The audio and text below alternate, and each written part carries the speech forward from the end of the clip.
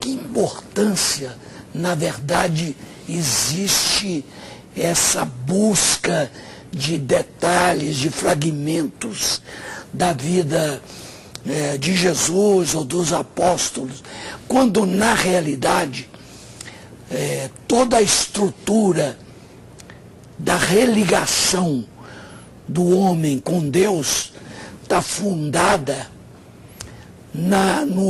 nos ensinamentos morais que o Evangelho trouxe, e que pouco importa de que maneira chegaram. Assim como ninguém está discutindo se Sócrates falou de uma maneira ou de outra, se ele se suicidou obrigado ou se ele foi ao suicídio por vontade própria, ou Aristóteles, ou Platão. Você até mencionou uma personagem curiosa que é Sócrates. Então, porque, inclusive, durante um tempo se duvidou da existência de Sócrates, tal como se duvidou da existência de Jesus. Alguns imaginavam que Sócrates ele era apenas uma personagem, entre aspas, inventado por Platão. E ele é um conjunto de regras morais. Alguns, inclusive, aproximam ideias de Sócrates de ideias de Jesus de Nazaré. Mais tarde você tem essa junção. Agora, tem uma coisa que você levantou, Teles, que é muito importante nisso. Você fala, o que interessa a quem crê, tanto faz. Para quem tem uma crença em Jesus Cristo e não está preocupado com a identidade, com a filiação direta humana, que não está exclusivamente marcado pelo lugar... Que não altera em nada. Isso é absolutamente indiferente. O senhor acha que altera? Não, não altera. A fé não altera. Inclusive é irrelevante até se houve ou não o personagem de Jesus. Claro. Esta ideia de que Jesus ela existiu como pessoa, que Jesus existiu como pessoa, ela sempre incomodou mais os não cristãos do que, de fato, os cristãos.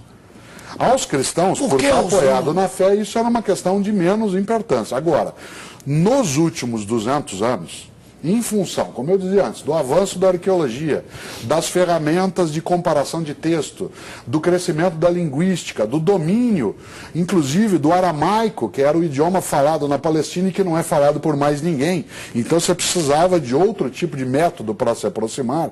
Também a teologia cristã se debruçou sobre isso, não para dizer assim, não, Jesus está aqui, ele existiu mesmo, mas as teologias cristãs para evidenciar que há uma conexão entre o Jesus, pessoa, e o Jesus Cristo, para ressaltar a importância da fé. Mas a preocupação entre cristãos, ela não se dará. É claro que a historiografia vai continuar, essa busca do Jesus histórico, essa é a vocação dela, é a razão de ser dela.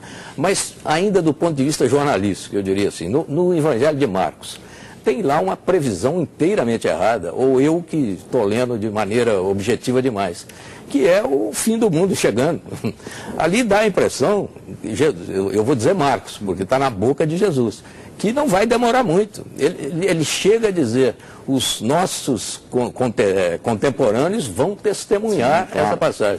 Ali é um erro de previsão brutal. Você tem no século I, que é quando Jesus vive, existem vários apocalípticos. Isto é, vários profetas... Tem um pequeno apocalipse em Marcos. Claro, no próprio texto. Há vários profetas do fim dos tempos. Alguns, inclusive, apoiam que João Batista caminhava nessa direção. E se a gente olha a pregação de João Batista, narrada também em alguns textos, ele dirá em relação ao fim próximo. Jesus tem, no registro de Marcos, algumas falas dessa natureza. É preciso, nesta hora, olhar aquele tempo para ver que uma parcela daquela sociedade judaica imaginava que o fim estava próximo, que o Messias viria, ia ser um Messias que ia fazer com que os romanos desaparecessem, ia levar a glória que Davi e Salomão era a perspectiva da volta do rei Davi, que é a perspectiva dos judeus. Que era a volta do Messias, nesse sentido trabalhado. Nesta hora, a figura de Jesus, ela vai tomar um veio que um grupo entenderá, de um lado, aquele que trará a vitória mas não era na batalha final, e outros não. Dentro do cristianismo que nasce, haverá essa dissensão.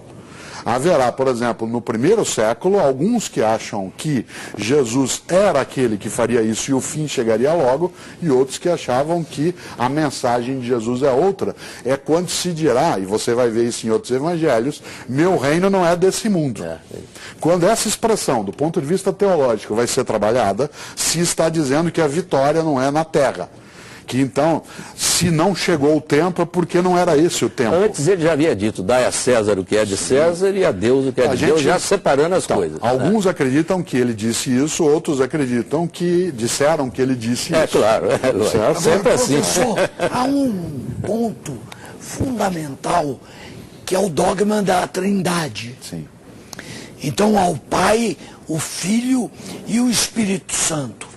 E o Espírito Santo tem uma presença como portador de dons que ele distribui aos seres humanos, sem que, entretanto, ele tenha a importância do Filho como Cristo. Por que isso? No século IV apareceu uma discussão séria em relação à temática da Trindade. Quem vai discutir isso melhor será Agostinho, o teólogo africano que viveu também na Europa, vai discuti-la no século V. Mas no século IV, o Concílio de Nicéia, que foi em 325, foi inclusive convocado pelo imperador Constantino para debater coisas ligadas a isso, porque havia uma teoria cristã daquela época, defendida por Ário, que era o arianismo, que dizia que Jesus, se ele provinha do Pai, então ele foi criado depois, porque ele do Pai saiu. Se assim era, então ele não era tão eterno quanto o Pai. E o Espírito Santo disso decorria. Agora, essa discussão em Nicéia, o Espírito Santo é uma divindade feminina?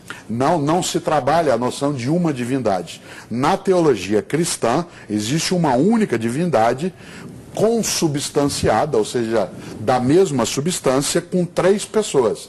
Não são 3 divindades. Em nenhum momento, na teologia cristã acatada na história, aparece essa percepção. A ideia do 3, que é recorrente, porque professor, mas aí é um toda a mistério. lógica do 3, Miguel, Rafael, Gabriel, aí é um Jesus, mistério. Maria, José, mas o 3 é um mistério dentro da concepção cristã. Pouco compreensível.